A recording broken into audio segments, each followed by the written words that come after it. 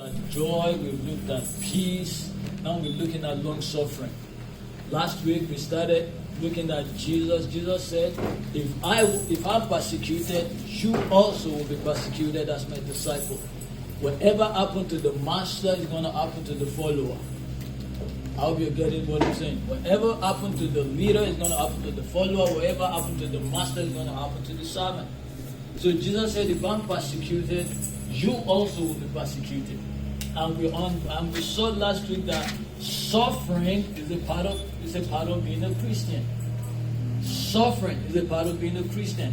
So if you want a religion that you will not have to suffer, this is not it. Christianity is not it. If you want a religion whereby it's all rosy and good and chocolatey and buttery, Christianity is not it. If you really want to be a Christian, a true Christian, you must be willing to go through suffering. So how will you feel, sir, if I tell you you want to follow Jesus? You said yes. And I tell you, are you ready to die? Won't you think about it twice? Right. Jesus said, you must carry your cross on a daily basis to follow me. That is signification of death. Carrying your cross on a daily basis is not a rosy thing. It's not a sweet thing. If you see anyone at the time of Jesus carrying the cross, most definitely, it's not even most definitely, they're on their way to be crucified.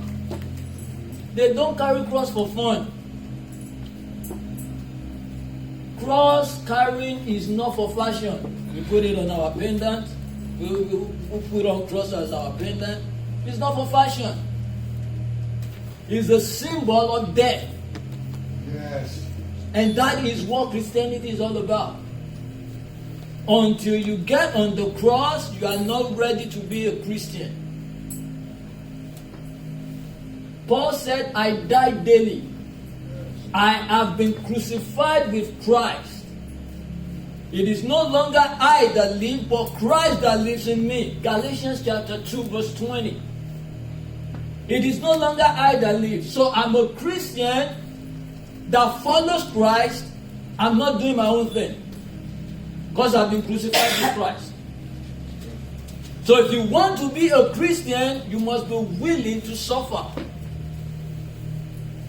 If you want to be a Christian, you must be willing to accept rejection.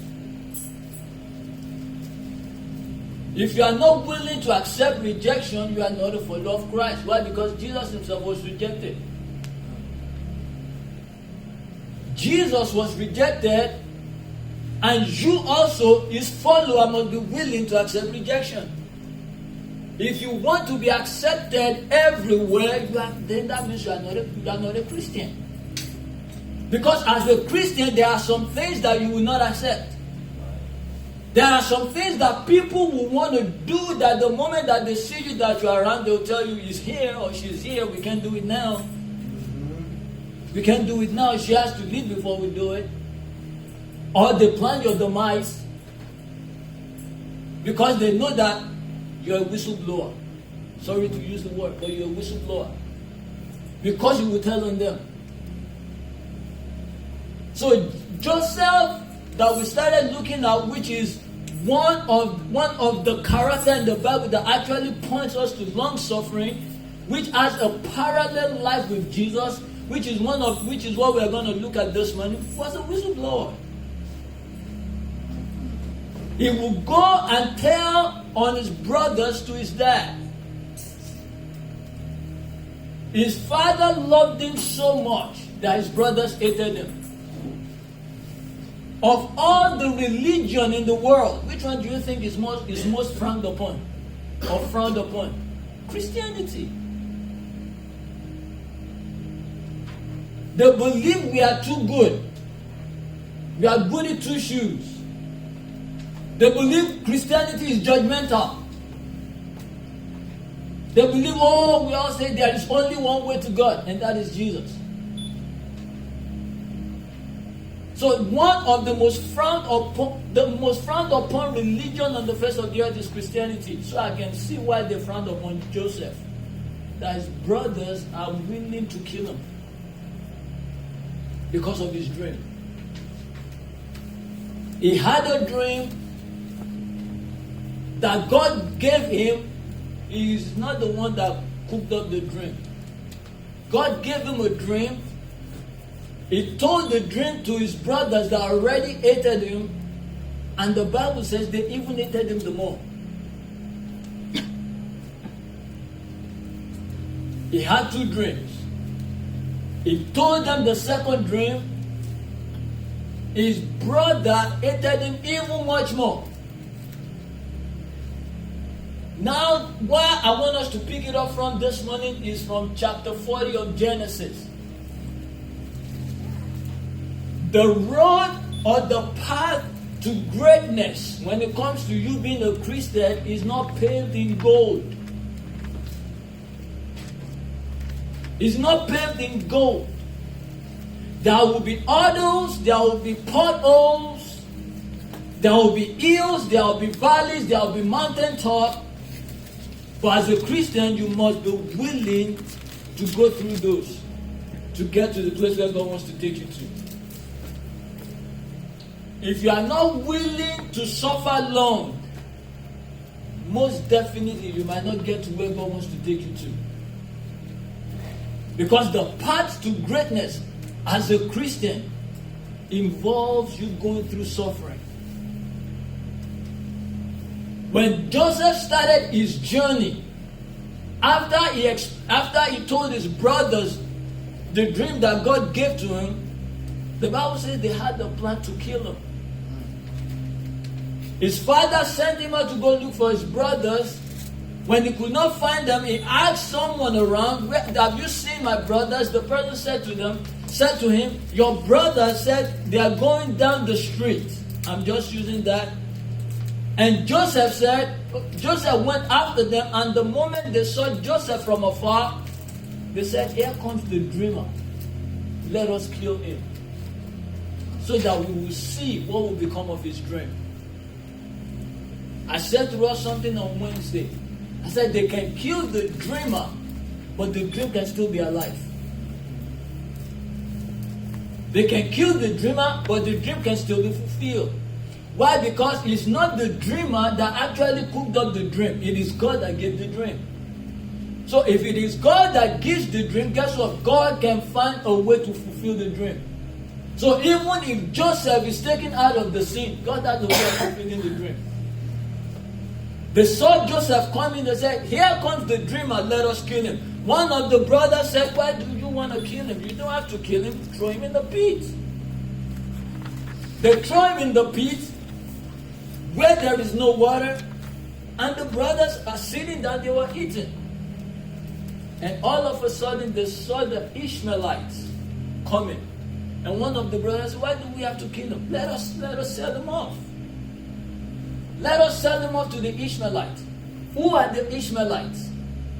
Do you know that the Ishmaelites are actually the grand uncle? They are the tribe of the grand uncle to Joseph. Because Ishmael was the firstborn of Abraham.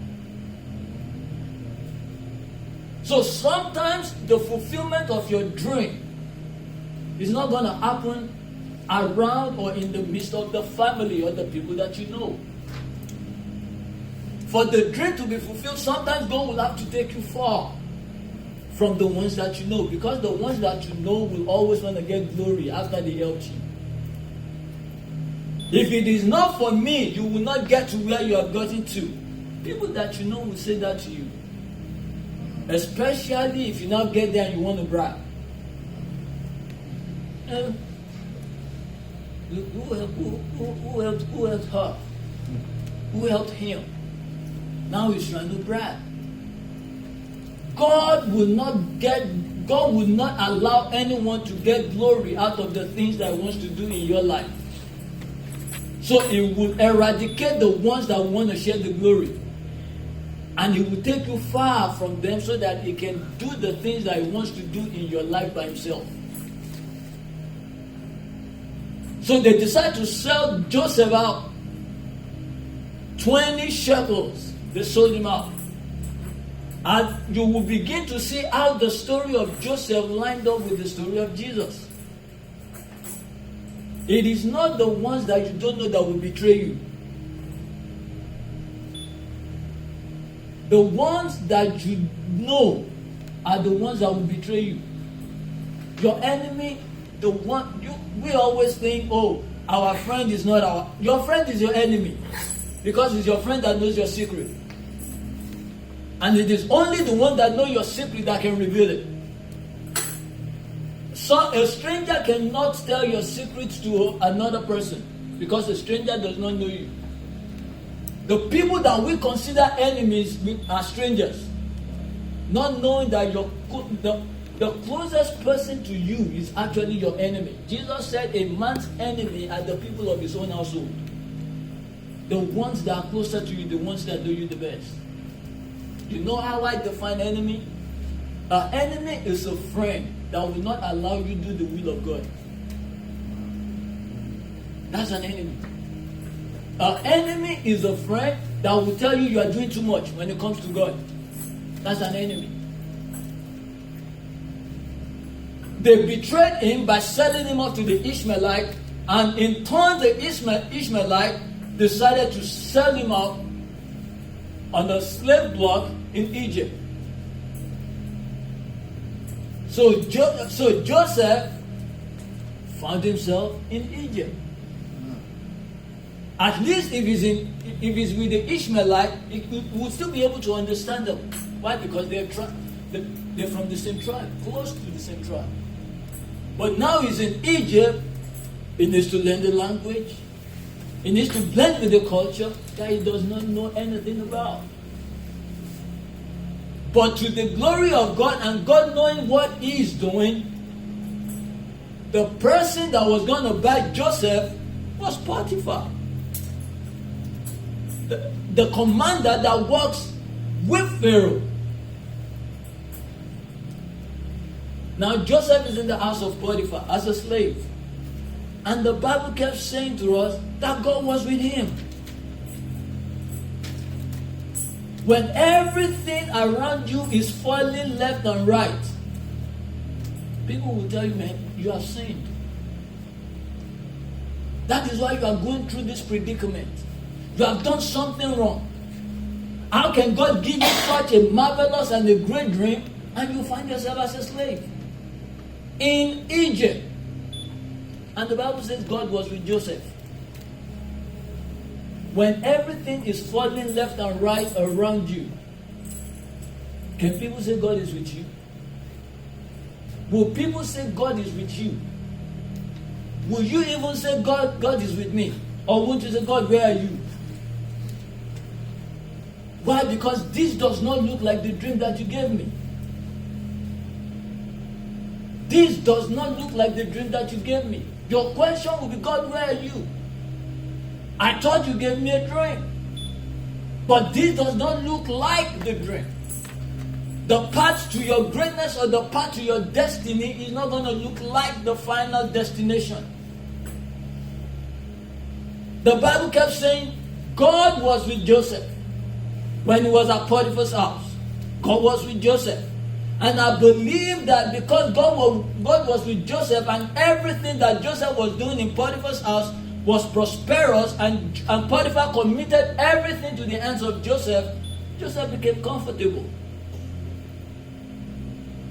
Because there is nothing in Potiphar's house that Potiphar knew about. Joseph runs the show. Everything has been committed to his hands. He runs the show. The only thing that Potiphar knew about is the food that he eats. So if he wants to kill Potiphar, easy. To get rid of Potiphar will be easy. But guess what? As Joseph was doing his daily business, when young man starts to grow, I believe the guy starts developing physical attributes, like the six packs, the muscles, and he became attractive to Potiphar's wife. And the woman laid eyes on Joseph. lie with me. And just no, lie with me. Just no. Until a day that nobody was in the house, Joseph wanted to do his daily duty, and Potiphar's wife held on to him. That today is today, you must lie with me. And Joseph said, how can I do this and sin against God? That there is nothing in this house that your husband has not committed into my hands. The only thing is you. Why will I do this and sin against? He didn't even say, why will I do this and sin against my master? He said, why will I do this and sin against God? Because he's not in his father's house does not mean he's stop forgetting about God. Because so far, what has been moving him ahead and pushing him forward and making him get success is God. Why will I do this and sin against God? And he ran out of the house. And the woman held on to his robe. This is the second time that his robe was taken from him. The first time his brother took his robe, they killed an animal, they dipped his robe in it, and they took the robe to their dad and said, a wild animal has killed Joseph. This is it. We found his robe. But the robe was not torn.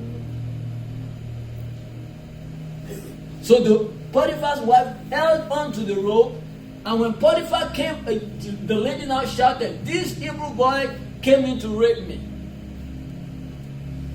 When Potiphar came to the house, the wife said to Potiphar, you have brought this Hebrew boy to come and spot us, to come and rape me. Look at what he did. Potiphar was so furious, he did not even walk Joseph to jail. The Bible says he threw him into the jail. He threw him into prison. Now Joseph is now in prison. For nothing. For what he did not do. Joseph has gone through the pit. He's been sold as a slave to Potiphar. Now the next P in Joseph's life is the prison. What will you do when you find yourself in the predicament that is not of your own cause? What will you do when you find yourself in a condition whereby you are not the one that actually made it happen? You did tell the lie, but you are the one that is suffering for it.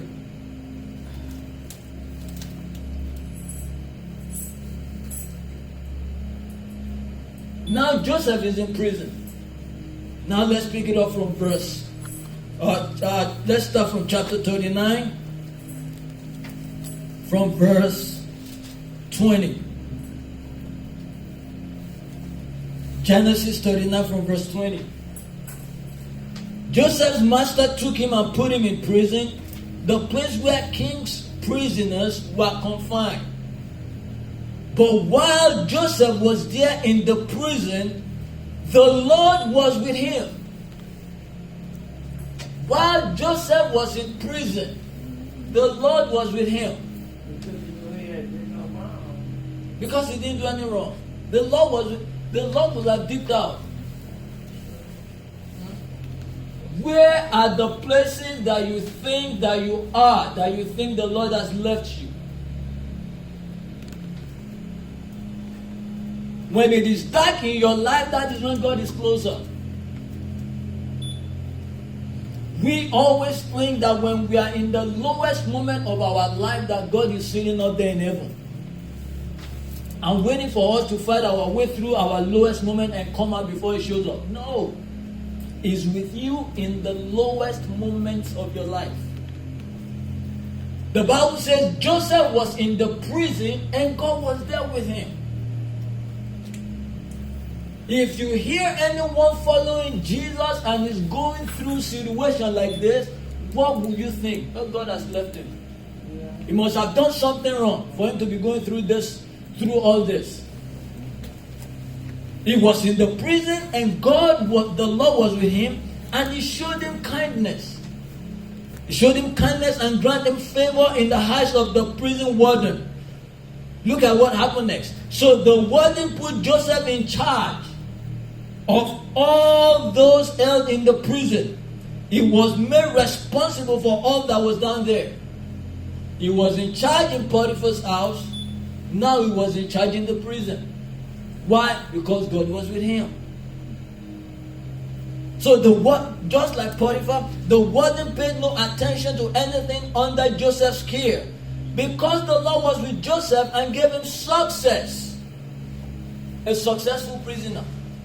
God gave him success in everything that he did. Amen. He was in the prison and he was still successful. Now look at chapter 40 from verse 1. Sometime later, the cupbearer and the baker of the king of Egypt offended their master, the king of Egypt.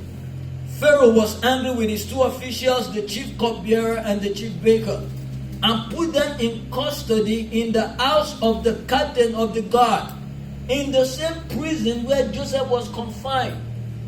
Look at God at work in the background. Can you see God at work in the background? If you don't pay close attention, you will not see God at work. Why was Joseph in that same prison that the chief cupbearer and the baker is going to be? Why was it that it was Potiphar that bought Joseph? Why was it that Potiphar's wife had to seduce Joseph to the point that Joseph had to run? Why is it that when Potiphar was going to throw him in prison, he threw him in the prison where these people are going to be? That is actually God working in the background. Amen. That is God working in the background. So sometimes your situation that you think God's hand is not in it, you might not see him in the forefront, but guess what? He's maneuvering things in the background. So that when you come out, you yourself will now see, wow, I did not know that God was working for me. I thought God was working against me. So they were thrown in the same prison where Joseph was. So the captain of the guard assigned them to Joseph. I thought Joseph should be assigned to them, because they are higher officials than Joseph. Joseph is a regular Joe in Egypt.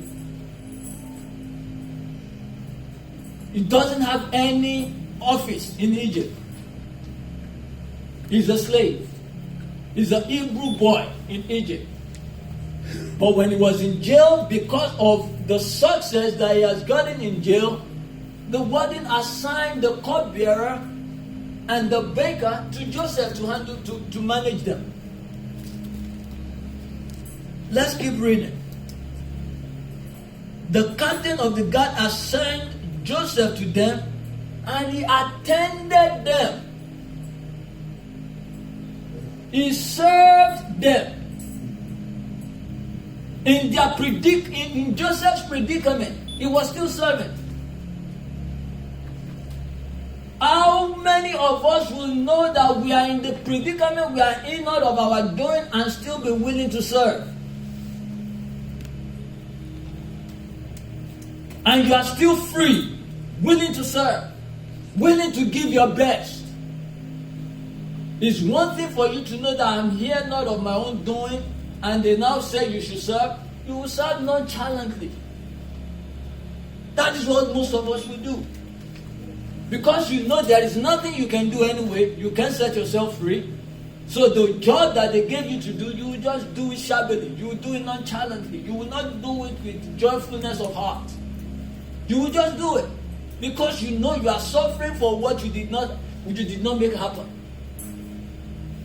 So Joseph attended them, and if you read further, let's continue. After they had been in custody for some time, each of the two men, the cupbearer and the baker of the king of Egypt, who were being held in prison, had a dream the same night.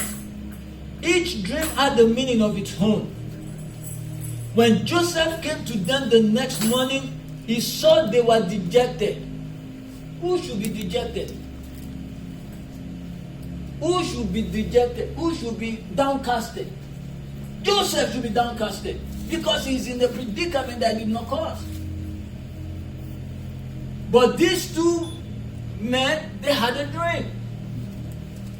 Now because of the dream they had long faces in the morning. Joseph looked at it is only the person that is serving diligently that can know when you are good or when you are down. If I'm working with you diligently, I should be able to know your mood. I should be able to know when you are happy. I should be able to know when you're sad. If I'm serving with you diligently. Because Joseph was serving diligently, he was able to read the countenance of the chief the cupbearer and the baker. He was able to read their countenance. And when he saw them the next morning, he saw that they are downcasted, and he asked them, what is going on? Why the long face? And they decided to tell Joseph their dream. And guess what Joseph said? Dream belongs to God. God will give you the interpretation. They told Joseph their dream, and Joseph interpreted the dream. But guess what Joseph said? Joseph now said to the cupbearer that when Pharaoh put you back in your position, remember me. Let's look at it. Chapter 40, from verse 14. But when all goes well with you, remember me and show me kindness. Mention me to Pharaoh and get me out of this prison. I was forcibly carried off from the land of the Hebrews. And even here, I have done nothing to deserve being put into a dungeon. So Joseph is in the right. Remember me when Pharaoh put you back in your position. Remember me. Mention me to Pharaoh. My being here is not of my own doing. I didn't do all this, but I found myself here. What will you do when you find yourself in the place where you are that you did not make happen? That wasn't you that caused it to happen. It is easy for us, to judge when it is not us. It is easy for us to point fingers when it's not us. But what will you do? Did you hear the news of the man they want to execute in Texas? That he has 30 days for the thing that he did not do. He did not do it, but they're about to execute the man. So everybody is signing a petition for them not to execute him. He did not do it. Joseph did not do what he was in prison for, but he's suffering for it. Listen to what Aristotle said. Aristotle said, suffering becomes beautiful when anyone bears great calamities with cheerfulness, not through insensibility, but through greatness of mind. Did you hear that? Suffering becomes beautiful. There is beauty in suffering when you bear it with cheerfulness. Amen. But suffering that you're bearing with cheerfulness must be suffering that you did not cause on your own terms. Like the thief on the left and the right side of Jesus.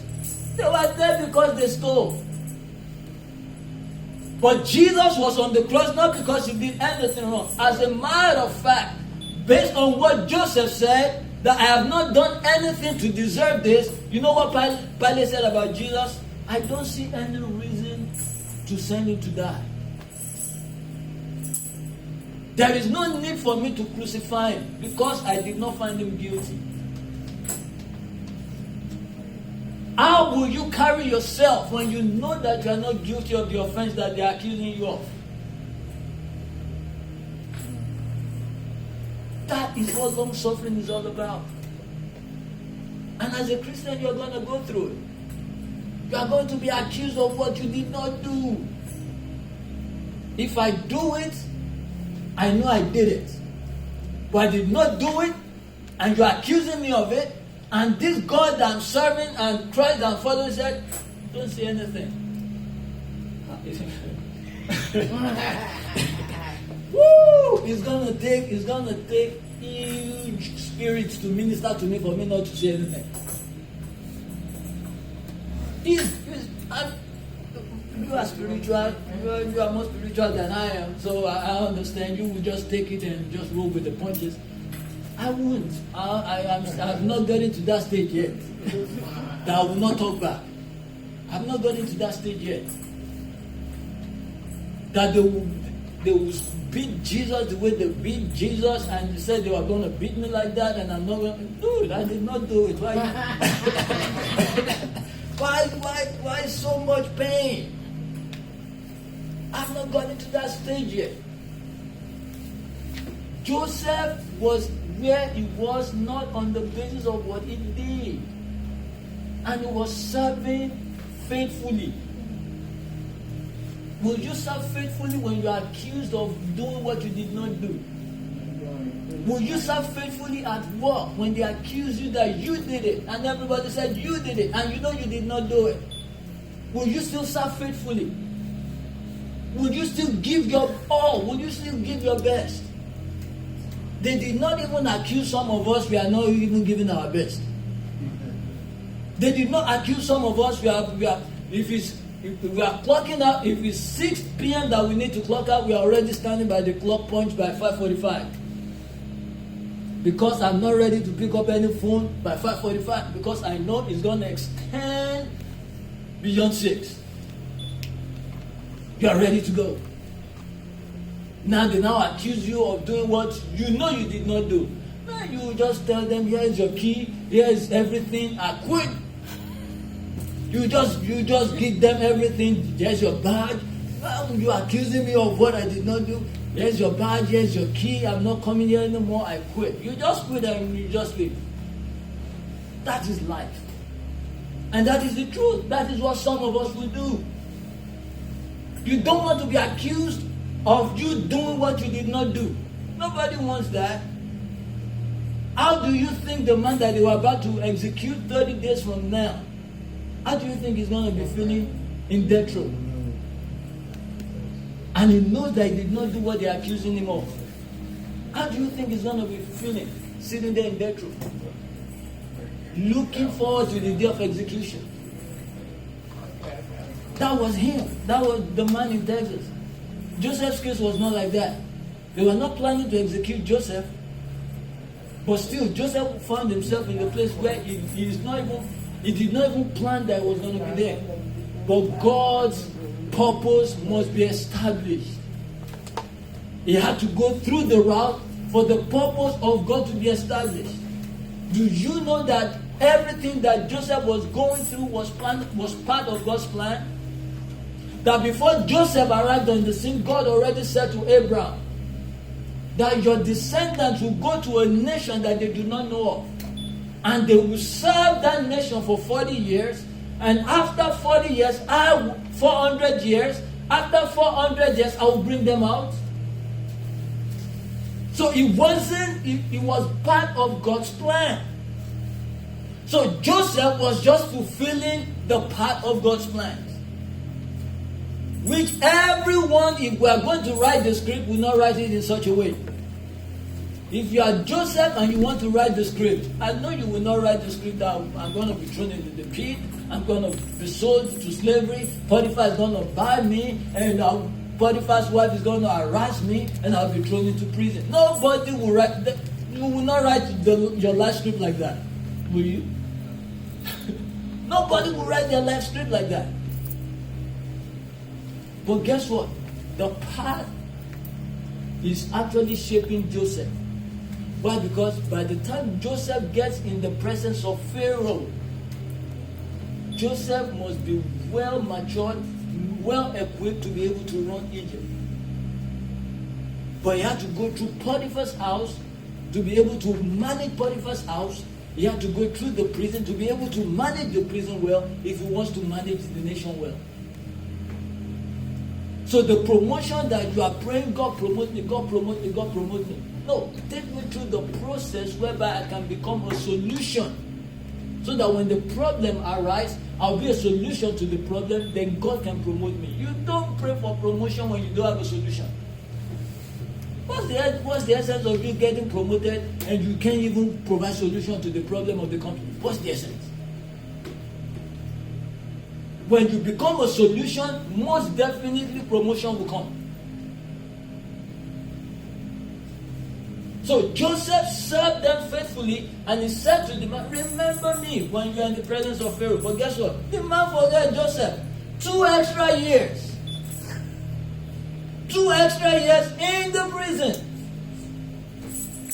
When Joseph was saying to him, remember me, I believe Joseph would be thinking, by tomorrow I should be out of here.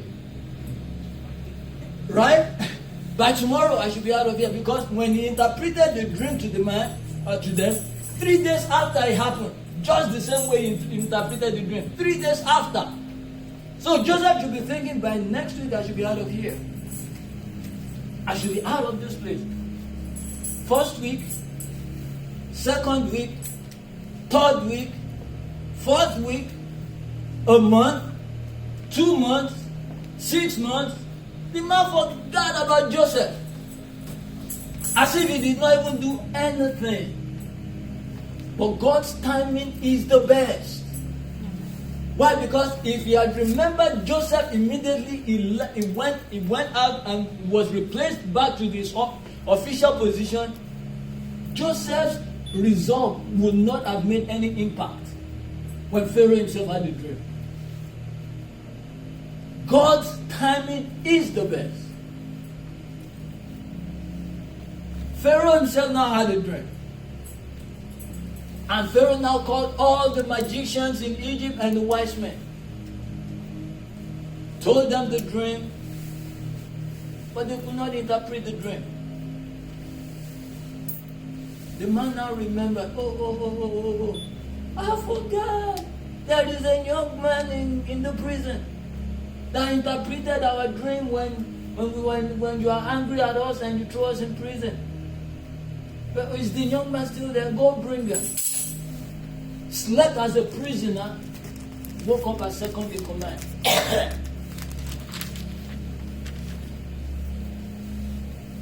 He was brought into the presence of Pharaoh, and Pharaoh told him the dream, and he said to Pharaoh, you don't have any problem. Your dream is not a problem. God can interpret your dream. So you can see that every step of Joseph's life, you can see God in it. As a matter of fact, Joseph is taking God with him everywhere he went. From the pit to Potiphar's house, from Potiphar's house to prison, Joseph is taking God with him. When he was in the presence of Pharaoh, he said to Pharaoh that God can interpret your dream. Why? Because there is a wisdom that is wiser than the wisdom of the wise men. And that's the wisdom of God. God gave him, he did not prepare. It's not that, Joseph, you will have a quiz tomorrow, so you have to study tonight. No. As a matter of fact, God did not even reveal to Joseph that Pharaoh is having a dream. It was an instant question that needs an instant solution. How was it that Joseph was able to hear and decode what God is showing to Pharaoh? Why? Because there is a wisdom that is wiser than the wisdom of men, is the wisdom of God. God downloaded wisdom into Joseph, and Joseph was able to decode the king's dream. And guess what? The king now said, let me quickly say this before I say the next thing. Pharaoh did not only interpret the king's dream, Pharaoh gave a solution. Joseph did not only interpret Pharaoh's dream, Joseph gave Pharaoh a solution. If he interprets the dream and he did not give a solution, he's going back to jail. He's going back to prison. But when he interpreted the dream, he gave a solution. He told Pharaoh what Pharaoh ought to do. And when Pharaoh heard the solution, Pharaoh said, who else can we put in charge of this?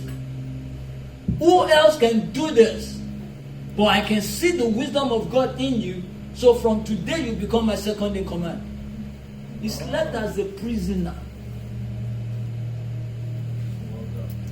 And woke up as the second in command in Egypt. It's like this man that they were about to execute. And now God turned everything around. He now became the vice president of the United States. That is what just happened to Joseph. Egypt was the superpower during that time. And Pharaoh now said, you are second in command. There is no one in Egypt that is above you but me. Everything you say goes. What will happen to Potiphar? What will happen to Potiphar's wife?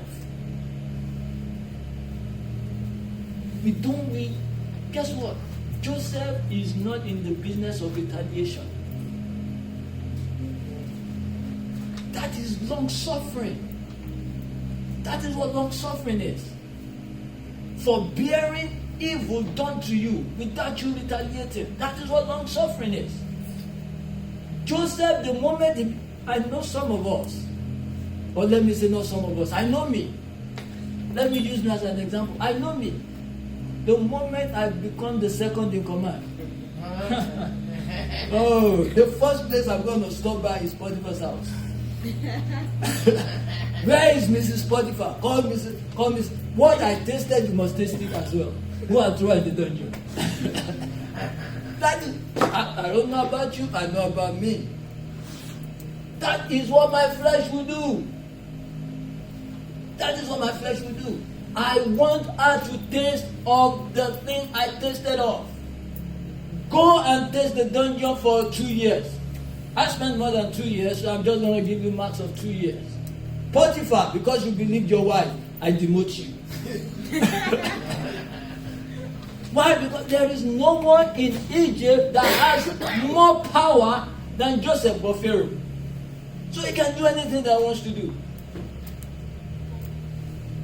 When his brother now came, what happened? If you are Joseph, and the one that betrays you and sold you into slavery now showed up in your presence, what are you going to do? What are you going to do? Think about that. Think about what are you going to do? I know who I am. I know what I'm capable of. You don't truly know who you are until you get into the place of power. That you can do and undo. You don't know who you are until you get into the place of power. Joseph's character truly shined forth when he got into the place of power.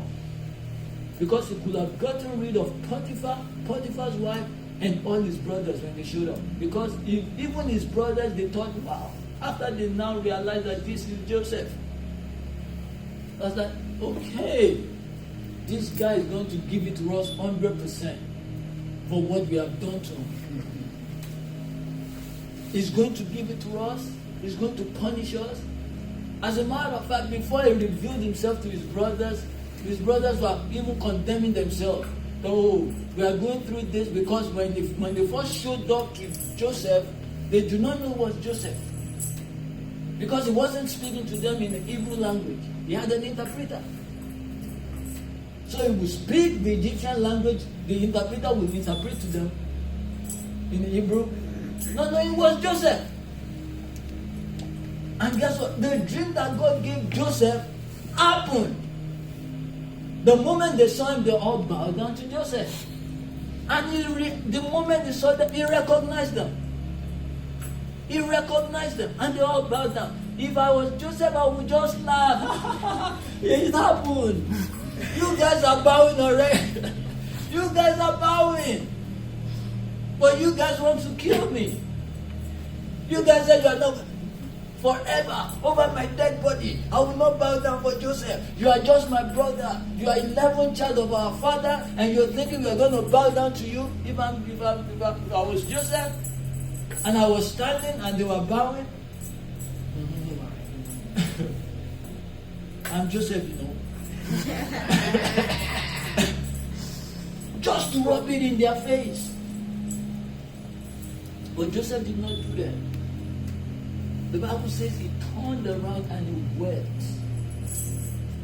He wept because they do not know what the plan of God is. If we understand what the plan of God is when we are suffering or going through long suffering, if we understand what the plan of God is, we will suffer in cheerfulness. We won't let the suffering hold us from doing what God requires of us to do. At the end of it all, Joseph said, you guys, you meant it for evil. Let's go to Genesis chapter 50.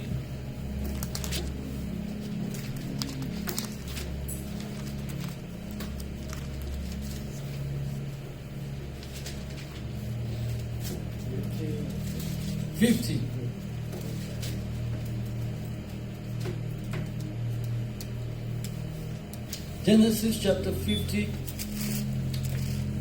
Let's start the reading from verse 15.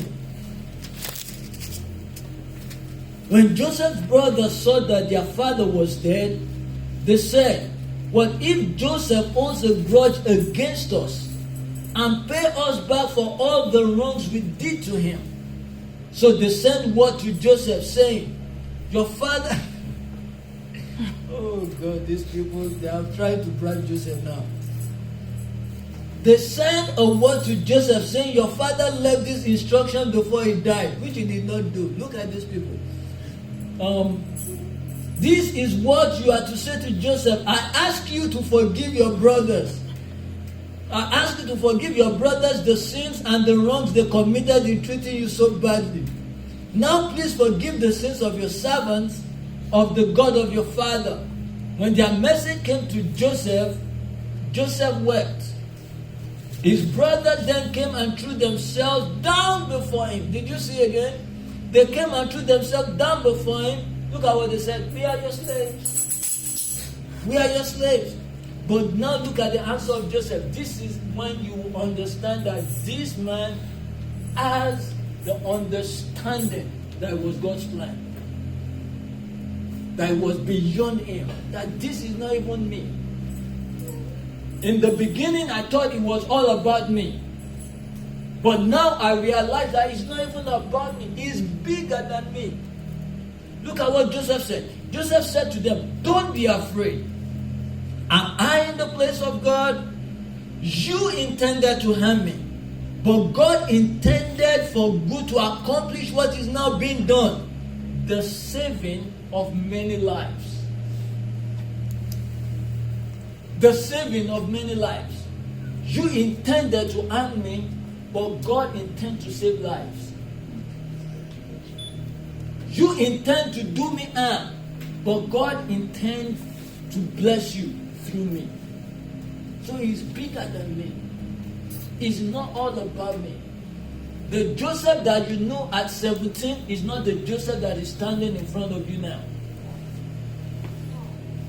The Joseph that will go to our dad and tell about the wrongs that you're doing is not the Joseph that is standing in front of you now. If the Joseph at 17 is the Joseph that is standing in front of you in Egypt, no, you are all dead. You are all dead because the Joseph at 17 will go to your dad and tell your dad about the bad things that you're doing. That was when he was not in power. Because you know what you're doing is wrong. Now the Joseph that is in Egypt that still has the character of a 17-year-old will massacre everyone. But there is a process of growth. Why? Because the Joseph in Egypt has gone through 13 years of transformation. Because he became second in command when he was 30. So he has gone through 13 years of transformation. He has gone through 13 years of character rebuilding. He has gone through 13 years of reshaping his mind. He has gone through 13 years whereby God has taken some of the things that that can hinder or damage his character when he gets to the place where he's taken him to. So when they showed up and they were trying to butter him up, they were trying to bribe him, that our dad said that you should just have mercy on us, forgive us of the wrong that we did to you. And Joseph said, come on, guys, it's not about you, it's not about me. It's God's plan. I went through all that I went through so that the plan of God can be fulfilled, so that God can save more lives. So whatever it is that you're going through, it's not about you. It's not about you. Whatever cause that is on you that you did not make happen, it's not about you. There are some lives that when you come out of it, that are going to be saved. There are some people that is looking at you in the process, that it is when you come out that their lives is going to be transformed. That is when they are going to see that, wow, so God is actually working in the background. While she's going through all that look like a mess to us, that God is actually working in the background to turn that mess to a message. That while she's going through all those tests, that God is actually maneuvering all those tests so that she can have a testimony. When you are going through all the things that look like misery, God is working in your life at the background to turn it out to a mystery. That is what God is doing. When you find yourself in the predicament that you did not cause on your own, God is working. God is with you. No matter where you find yourself, God is with you. No matter what you're going through, God is with you. Just as it was with Joseph, is with you. Don't give up on God. Don't throw in the towel. What if Joseph had thrown in the towel when he got to Potiphar's house? Or what if he was in the prison and he had said, you know what, that's it. God, you are not true to your word. You gave me this dream. Look at where I found myself. And he threw in the towel. Don't throw in the towel. God is still at work. God can turn around your situation. And now, my wish is everybody can have the ending that Joseph had.